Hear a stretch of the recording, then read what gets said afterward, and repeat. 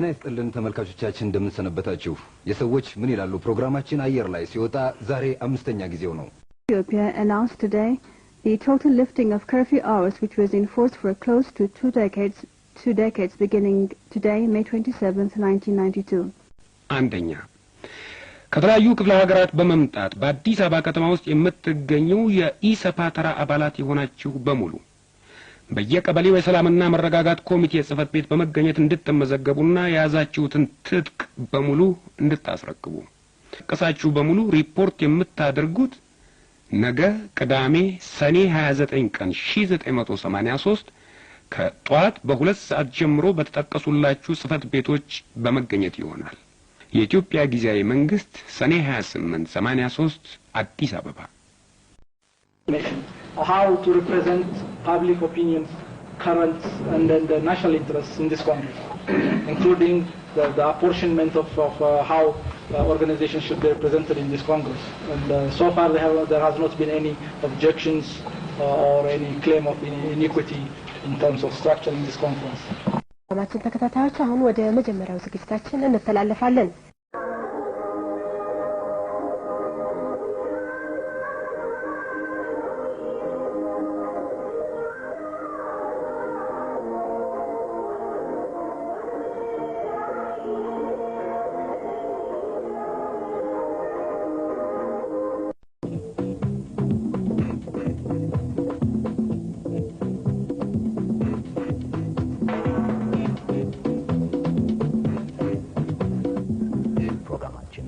ፕሮግራማችን እስከሚጠናቀቅ ድረስ አብራችሁ እንድትቆዩ እንጋብዛለን መልካም ቆይታ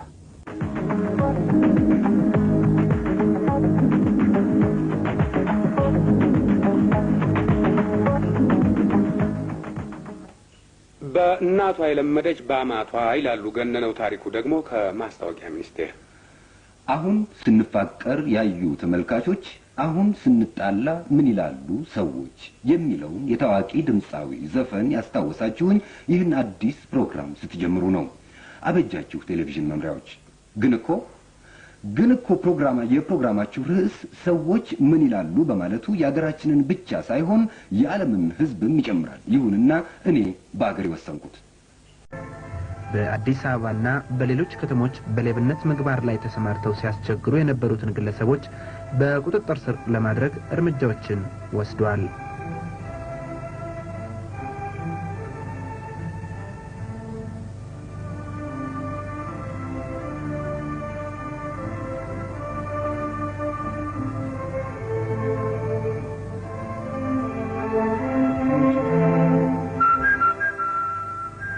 ሌቦችን ለማደን በተወሰደው የመጀመሪያ ዙር ዘመቻ የህብረተሰቡን ሰላምና ደህንነት ተፈታትነው የነበሩትን በአብዛኛው በቁጥጥር ስር አድርጓል ለጸጥታው ዘላቂነትና አስተማማኝነትም የፖሊስ ኃይል ተቋቁሞ ስራውን ጀምሯል እንግዲህ ሁሉም ለከፍና መቼም ወሰናለሁ እኔ ግራህን ሲመቱ ቀኙን ሰጥ የሚባል እምነት የለኝም በተለይ እንደዚህ አይነት ያካባቢያችን እብሪተኞች ደግሞ የሚገባቸው ቋንቋ ዲፕሎማሲ ሳይሆን አፍጫቸው ማለት ነው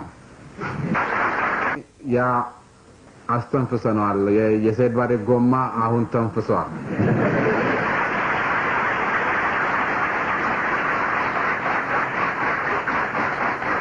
በዚህ በምዕራብ በኩል ያበጠ ጎማ አለ ሁላችንና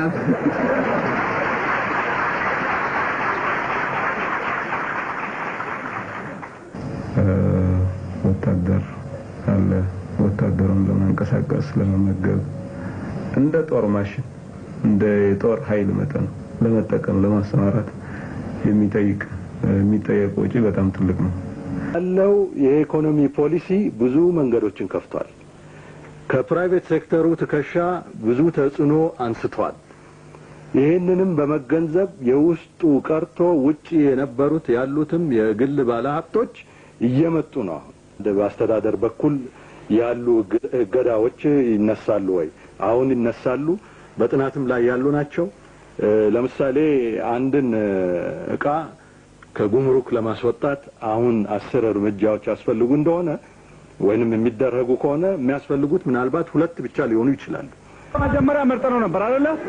ተከራክረንበታል። አሁን እንግዲህ ህዝቡ ግልጽ ካልሆነለት እንደገና እንደ አዲስ ይቆምና ይመረጥ፣ ተቃውሞ ይቅረብ፣ ይውደቅ፣ ይመረጥ። በቃ ምን ማርጣውን ሰው ተቀበሉ። ማሪን ሰው ነው ምን ማርጣውኛ ምናቀው ናቂ ፋሚሊ ለበሰው ወንደፋታ ራሱ ማማኔ በጣብቃል። በትግል ማስመረጥ አለብን። መረበሽ የለብንም። አንተ ራሱ ጥያቄ አይደለም። አንተ እነሱ ህዝቡ ነው የሚጠይቀው።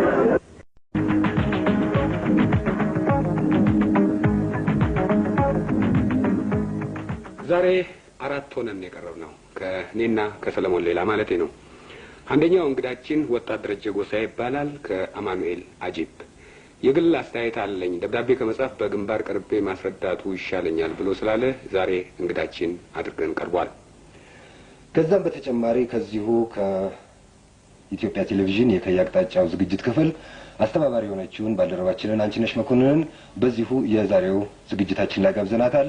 ምክንያቱም ወደ ኋላ መለስ እንልበታለን። እንደዚሁም ከአዲስ አበባ 4 ኪሎ አቶ ጀማል እኔም መምጣት ባልችል ድምጼን እንኳን እንኩ ብለው አስተያየታቸውን በካሴት ቀርጸው ልከውልናል።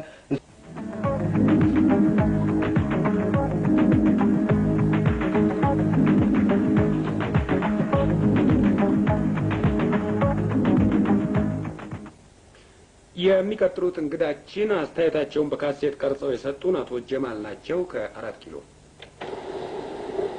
ይድረስ ለሰዎች ምን ይላል የቴሌቪዥን ፕሮግራም አዲስ አበባ። በቅድሚያ የከበረ ሰላምታ ይድረሳችሁ። ባለፈው ሳምንት የሰዎች ምን ይላል ፕሮግራም ተከታትየው ነበር። ይደግ ይመንደግ የሚያሰኝ ፕሮግራም ነው። እናንተም እንኳን በግልጽ ለተወለደው ሰዎች ለማንበብና ለመናገር ይደፋ ደረሳችሁ እያልኩ ወደ ዋናው መልእክቴ ልግባ። ባለፈው ፕሮግራም ጠዋት በሬዲዮ ዲሞክራሲ፣ በጋዜጣ ዲሞክራሲ፣ ማታ በቴሌቪዥን ዲሞክራሲ እየተባለ እንሰማለን። ደርግም ቢሆን ዲሞክራሲ እያለ የምዝበራውና የአፈና ስርዓቱ ሲያካሂድብን ቆይተዋል እና ዲሞክራሲ እያሉ ጥፋትና ማታ በማስ ሚዲያ ዘርፎች ከማውራት በሀገር ውስጥ ማከፋፈያ ድርጅት በመሳሰሉት መስሪያ ቤቶች እስካሁን ያልተደረሰባቸው ጉቦኞችና ማጽዳት ያሻል ሲሉ ባለፈው ሳምንት በሰፊው አትተዋል። በተለይም ሁሉም የጉባኤው ተካፋዮች በራሳቸው ቋንቋ ለመወያየት አለመቻላቸው ጉባኤውን ያሳዘነው መሆኑን አቶ ዳዊት አስረድተው ሁኔታዎች እስከተመቻቹና የሁሉንም ቋንቋ በትርጉም ለማስተናገድ እስከተቻለ ድረስ አማርኛና እንግሊዝኛ የጉባኤው መወያያ ቋንቋዎች እንዲሆኑ ስምምነት መደረሱንም ገልጸዋል።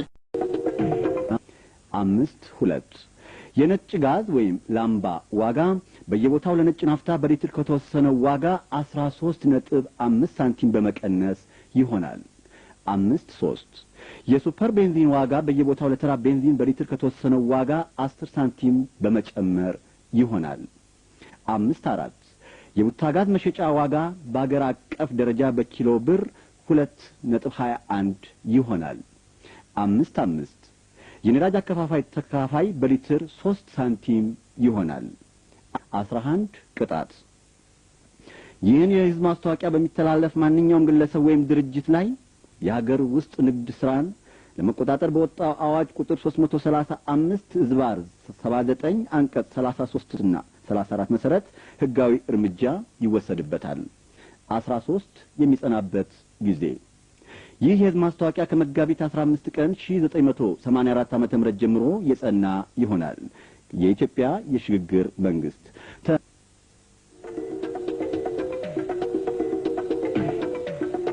ለኢትዮጵያውያን በሚል መርህ በተነሳሱ ግለሰቦች የተቋቋመው ጉድ ሼፐርድ የእናቶችና የህጻናት ሕክምና ማዕከል በአዲስ አበባ ተከፈተ። በአቶ ሙሉጌታ አበበና በዓላማ አጋሮቻቸው ከ3 ዓመታት በፊት ተጀምሮ በዛሬው ዕለት የተከፈተው የሕክምና ማዕከል በኮምፒውተርና በዘመናዊ የቀዶ ሕክምና መሳሪያዎችና አገልግሎት መስጫዎች የተደራጀ ነው። አንድ መለስተኛ ሆስፒታል ሊያሟላ የሚገባውን መስፈርት ይዟል የተባለው የሕክምና ማዕከል ከፍተኛ የቀዶ ሕክምና፣ የማዋለጃ፣ የላቦራቶሪ፣ የፋርማሲና የምክር አገልግሎት እንደሚሰጥ ታውቋል።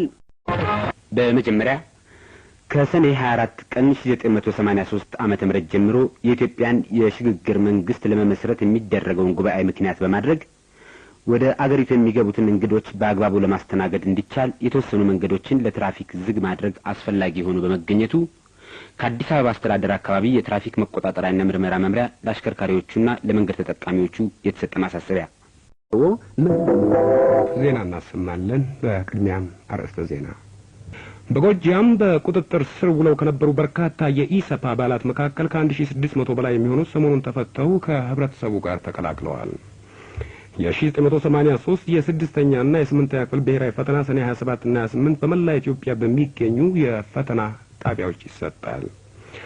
ተመልካቾቻችን በዛሬው የትግርኛና የኦሮምኛ ዜናችን ላይ ዛሬ የተከፈተውን ብሔራዊ ኮንፈረንስ አስመልክቶ የኢትዮጵያ ዲሞክራሲያዊ ቅንጅት ኢዲቅ የተባለው ድርጅት መሳተፉን ለመግለጽ የኢትዮጵያ ዲሞክራሲያዊ ኃይሎች ቅንጅት ኢዲሃቅ ተሳተፈ መባሉ በስህተት መሆኑን እየገለጽን በዚህ ኮንፈረንስ ላይ የተገኘው ለሰላምና ለዲሞክራሲ ያልቆምም ብሎ አሻፈረኝ ያለው ኢዲሃቅ ሳይሆን የኢትዮጵያ ዲሞክራሲያዊ ቅንጅት ኢዲቅ በመባል የሚታወቅ ሌላ ድርጅት መሆኑን በትህትና እንገልጣለን።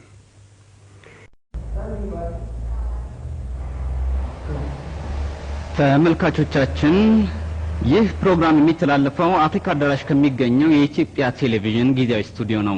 ከርምጃዎቹ አንዱ ግለሰቦችና ድርጅቶች በራሳቸው የውጭ ምንዛሬ የህዝብና የጭነት ማመላለሻ ተሽከርካሪዎችን ወደ አገር ውስጥ እንዲያስገቡ ማደፋፈርና ማበረታታት አስፈላጊ ሆኖ ተገኝቷል። በዚህ መሰረት የሚኒስትሮች ምክር ቤት የህዝብና የጭነት ማመላለሻ ተሽከርካሪዎችን የታሪፍ ማሻሻያ በተመለከቱበት ወቅት የትራንስፖርት ታሪፍ ሙሉ በሙሉ በገበያው ኃይል እንዲወሰን በሚደረግበት ወቅት ሁኔታው በትራንስፖርት አቅርቦትና ዋጋ ላይ የሚያስከትለው ተጽዕኖ በመነሳት የግል ባለሀብቶች እነዚህን ተሽከርካሪዎች ከቀረጥና ታክስ ነጻ ሆነው ወደ አገር ውስጥ እንዲያስገቡ የሚያስችል ረቂቅ ደንብ ሚያዝያ 9 ቀን 1984 ምክር ቤቱ ባካሄደው 22ኛ አስቸኳይ ስብሰባ ቀርቦም ውይይት ከተካሄደበት በኋላ ተቀባይነት ስላገኘ ከሚያዝያ 10 ቀን 1984 ጀምሮ ስራ ላይ እንዲውል ወስኗል።